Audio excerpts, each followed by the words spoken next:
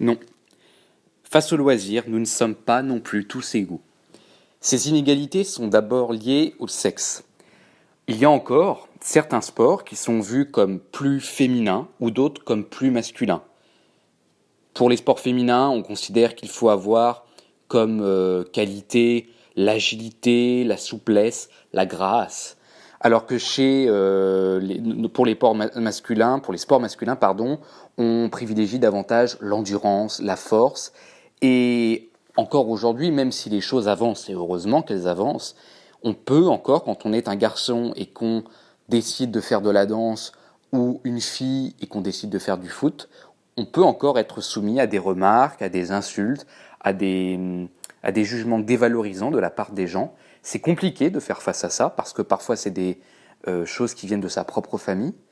Mais voilà, ça avance, heureusement, plus ça va et plus les gens prennent conscience qu'il n'y a pas de sport genré, il n'y a pas de sport pour les filles ou pour les garçons. On fait ce qu'on veut, hein, le sport n'est pas genré, mais voilà, c'est encore des choses qu'on peut affronter dans sa vie. Je prends également un autre exemple aux Jeux Olympiques de 1900, puisque c'est revenu dans plusieurs de vos travaux. Il faut savoir donc qu'il y a un peu plus d'un siècle, aux JO de 1900, il y avait seulement 22 athlètes femmes dans les épreuves compatibles avec leur féminité et leur fragilité. Je cite le document. Donc c'est-à-dire qu'il y avait seulement 22 femmes qui participent aux Jeux Olympiques et pas dans toutes les catégories. On ne les autorisait qu'à faire des épreuves qui étaient compatibles avec ce qu'on attendait d'une femme. Par exemple, le tennis et l'équitation, c'était oui, mais pas tout, hein, pas le reste. Pas l'athlétisme par exemple. C'est seulement en 2012 que les femmes ont pu concourir dans toutes les disciplines des Jeux Olympiques. Vous voyez que c'est quand même pas vieux du tout. Alors, pour accéder au loisir, il y a quelque chose qui est clair, c'est que le milieu social, il est central. Pourquoi le milieu social? Parce que, en fonction d'où vous venez, de la catégorie sociale dans laquelle vous êtes, eh bien, vous n'avez pas le même accès au loisir. Parce que pour avoir accès au loisir, on a besoin d'argent, on a besoin de temps. Il y a aussi une barrière qu'on pourrait dire plus socioculturelle. Si on a eu accès à des livres depuis qu'on est petit, qu'on a été habitué à aller au cinéma, aller au musée, aller au théâtre, eh bien ce sont des comportements qu'on a tendance à reproduire quand on est adulte. Et si au contraire on n'a pas eu ça, bah, c'est des choses qu'on ne connaît pas et qu'on ne connaîtra peut-être pas si on ne rencontre pas les bonnes personnes ou si on n'a pas un jour une opportunité de le découvrir. De même, il y a une autre barrière aussi qui est importante, c'est la barrière géographique. Et là, je pense que nous, vous, on est complètement concernés par ça, parce qu'à Rebais, on est quand même dans un milieu qui est très rural. Tout est loin. Alors, il y a un cinéma à Coulommiers, certes, mais pour ce qui est des musées, des théâtres, etc., on est quand même loin de tout.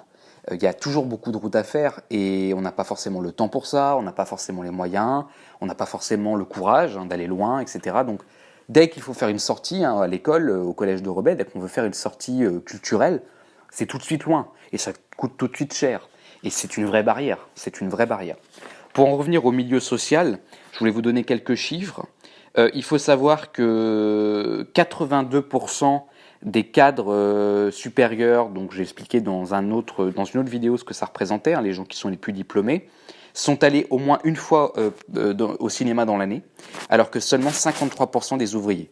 Donc vous voyez déjà, on voit bien qu'en fonction de notre milieu d'origine, de là où on vient, eh bien on a des pratiques qui sont pas les mêmes. Hein. Les gens qui ont fait plus d'études, qui ont des métiers qui payent plus, ont tendance à aller plus au cinéma.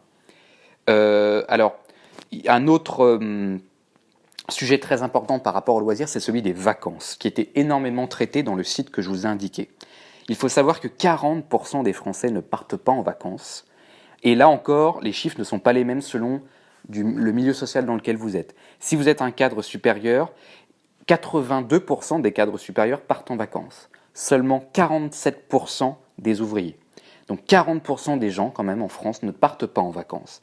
Et il faut savoir que parmi ces 40%, il y en a quasiment la moitié qui ne partent pas pour des raisons financières, parce qu'ils n'ont pas les moyens de partir. Et évidemment, plus on monte dans l'échelle sociale, plus on a un niveau de diplôme élevé, un métier qui paye bien, etc., et plus on part en vacances. Alors d'abord parce que déjà, on gagne plus d'argent, mais aussi parce que ça fait partie d'un mode de vie. Comme je disais tout à l'heure, quand on a été habitué, étant enfant, à partir en vacances avec ses parents, eh bien, on va répéter ces comportements-là plus tard. De même que quand on part en vacances, qu'on prend des photos, qu'on fait des albums de vacances, etc., raconter ses vacances à quelqu'un, raconter ses vacances à ses amis, ça fait partie d'une sorte de sociabilité, c'est une image de soi qu'on projette. Et ça fait partie, oui, d'une façon de rencontrer des gens, de se faire des amis, de briller auprès des gens, et tout le monde ne peut pas se permettre de faire ça. Concernant les jeunes, il faut savoir qu'il y a un quart des jeunes, 25% des jeunes de 5 à 19 ans qui ne partent pas en vacances. Et parmi ces gens, parmi ces jeunes, beaucoup sont issus de classes dites défavorisées, de gens, de parents ouvriers ou employés ou chômeurs. Alors, ce qui est intéressant aussi, c'est de parler des vacances d'hiver, les vacances au ski. Même si cette année, on n'en a pas entendu parler puisque les stations étaient fermées. Tous les ans, on nous rabâche les oreilles avec le ski, les gens qui partent au ski. On a des reportages sur le ski, on a même la météo des neiges à la télé. Mais il faut savoir que le ski, ça reste un sport de riches. Il y a seulement 8% des Français qui partent au ski, même pas un Français sur 10. Le ski, c'est un sport qui est un sport cher. C'est un loisir qu'il faut louer, il faut donc louer le chalet, il faut louer tout ce qui est le matériel, le bâton, les skis, les chaussures de ski, il faut payer le forfait pour faire du ski qui est souvent très cher, donc c'est un sport qui n'est pas accessible à tout le monde, loin de là. Alors les inégalités face aux vacances, il y en a d'autres. Elles sont aussi, on n'est pas tous égaux par rapport à la destination. Clairement, plus on est riche, plus on va avoir tendance à partir à l'étranger. Et pourquoi est-ce que c'est une barrière? Parce que quand on veut partir à l'étranger, notamment hors de l'Europe, mais même en Europe, ça dépend, on doit souvent prendre l'avion. Or, l'avion, c'est le mode de transport qui coûte le plus cher, donc tout le monde ne peut pas le prendre. La fréquence aussi n'est pas la même. Les gens qui sont plus aisés, qui ont plus d'argent, ce sont des gens qui vont pouvoir s'offrir des week-ends hors du domicile plusieurs fois dans l'année. Et encore une fois, c'est une minorité de gens qui peuvent se permettre ça. Il y a seulement 22% des Français qui font plusieurs voyages par an. D'accord? 22%. Un cinquième des Français. Donc la grosse majorité, soit elle part pas en vacances, soit elle ne fait qu'un seul voyage dans l'année. Et il y a d'autres barrières aussi qui existent par rapport aux vacances. La peur, par exemple, de sortir de l'environnement quotidien, de rentrer dans un monde qu'on ne connaît pas. Parce que préparer des vacances, c'est pas facile. C'est pas facile de savoir où est-ce qu'on peut aller, comment on s'organise. Et puis il y a vraiment une peur, quand on n'a pas l'habitude de partir de chez soi, une peur de l'inconnu qui peut être un frein. De même, on peut, quand on n'a pas forcément de connaissances, quand on est un peu isolé, ne pas avoir quelqu'un pour nous héberger, par exemple. Ce qui est beaucoup plus fréquent pour les gens qui ont tendance à partir en vacances depuis longtemps, à voyager beaucoup, et qui en général ont plus les moyens. Et puis aussi, il y a aussi le fait de savoir de ne pas savoir plutôt avec qui on peut partir. Ce qui est moins fréquent aussi pour les gens qui font partie des classes dites favorisées. Alors, quelles solutions existent face à toutes ces inégalités face aux loisirs? Bon, elles sont très compliquées, il en existe un petit peu. L'école, par exemple. L'école est censée jouer un rôle de ce qu'on appelle la démocratisation culturelle, c'est-à-dire offrir la culture à tout le monde. Et là, j'espère que ça va vous faire prendre conscience que quand vous demandez parfois, quand vous venez au collège, et vous avez l'impression qu'il y a certains cours qui vous servent à rien. Vous classez les cours en fonction de des choses qui vous servent et des choses qui ne vous servent pas. Par exemple, souvent on entend dire la musique, l'art plastique, à quoi ça nous servira plus tard? Mais prenez conscience, les enfants, que le collège, l'école, c'est pas fait pour vous servir plus tard. C'est d'abord fait pour offrir à tout le monde la même chose. De vous dire, voilà tout ce qui existe. Voilà tout ce qui existe. Des enfants qui n'auraient pas accès à la musique à la maison, qui n'auraient pas accès aux œuvres d'art à la maison, qui n'auraient pas accès à l'histoire ou à la géographie à la maison, eh ben l'école, elle essaye de combler ce manque. Vous êtes tous à égalité, dans le sens où vous suivez tous les mêmes enseignements, que vous soyez fils ou fille de familles défavorisées ou au contraire de familles plutôt riches, vous avez tous la même chose. C'est ça, l'école, son but. C'est un de ses buts. Un de ses buts, c'est de faire ce qu'on appelle une démocratisation de la culture. Rendre la culture accessible à des gens, et notamment à ceux parmi vous qui n'y ont pas forcément accès avec leur famille. Donc, ne raisonnez pas quand vous parlez des cours que vous suivez en termes de « ça sert à rien ».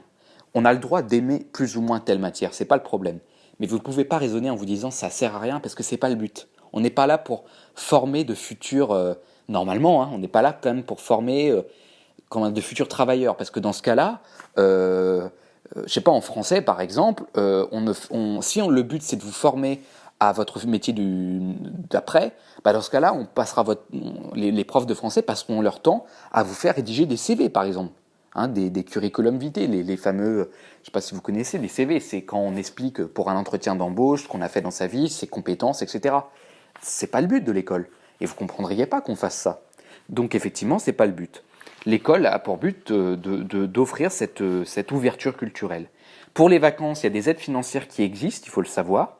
Par exemple, les chèques vacances peuvent être une bonne solution. La caisse d'allocation familiale propose également des aides pour les familles. De même qu'au niveau local, dans les communes, il y a des associations qui existent. Je sais qu'à Rebais, il y en a. Au niveau de la Croix-Rouge, je crois, par rapport au voyage scolaire, mais renseignez-vous. Mais il y a des associations locales qui apportent des aides pour partir en vacances. Et enfin, il existe aussi des offres pour les enfants, notamment les enfants les plus défavorisés, pour partir en centre de loisirs ou en séjour. Vous êtes mélangé avec d'autres jeunes, etc., qui sont souvent des séjours moins onéreux, qui coûtent moins cher, et ça peut être intéressant pour les jeunes enfants, dont les familles ne peuvent pas forcément partir en vacances, et bien de pouvoir sortir un peu du quotidien et de vivre des expériences qu'ils ne pourraient pas forcément vivre avec leur famille. Mais clairement, on peut le dire, nous ne sommes pas tous égaux face au loisir.